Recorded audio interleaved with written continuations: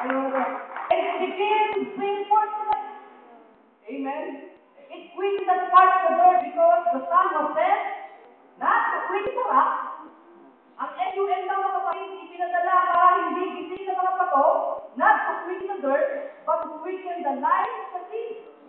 Para gisingin daw ang gising. Now, sabi mo na, the Holy Spirit comes now. Amen. Ang active sun ay ipinadala ng Holy sa panahon na to, of course.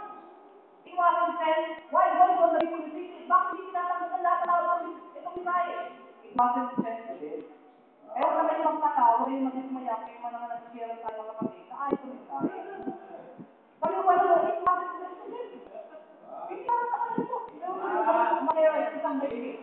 Eh, pag nangyari mo isang bibig, ito talaga, hindi nila alam kung bakit yung mga kapatid. Kung pinakala niya yung mga kapatid, awal para mga kapatid na nagtatanong Diyos, dahil magbibigay sa inyo tunang kawawa sa mensahe ng kapatid. Sabi ko pala, the message is to the believer. To them that perish is foolishness. But to them that are in Christ and part of the seed is life. Okay, mga kapatid? Para sa atin daw kapatid, ang mensahe mga kapatid ay buhay.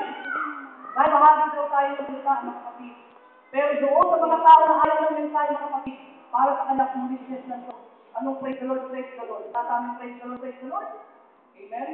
Pero sa ating mga kapatid, pansinin nito dati raw tayo living in darkness. Amen? Anong purpose ng bingin? Anong purpose ng liwanag para tayo bingin? Amen? Separate tayo sa kadiliman.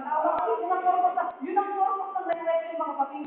Ang purpose ng resurrection, hindi pa rin sa kadiliman, pagpunta sa liwanag. Ang purpose, ang resurrection mga kapatid, hindi pinag-uusapan eh. Ang resurrection mga kapatid, yan ay buhay yung pinagdala ng Diyos natin mga kapatid. Para bawat sa atin na hindi ang Diyos ay magkaroon buhay. Sabi ko nito, what does it do? Ano ang magkalitigay sa atin? It quickens, diba? Kristo kapatid, kung siya patay, nanduduloy siya sa tuon, kapatid, wala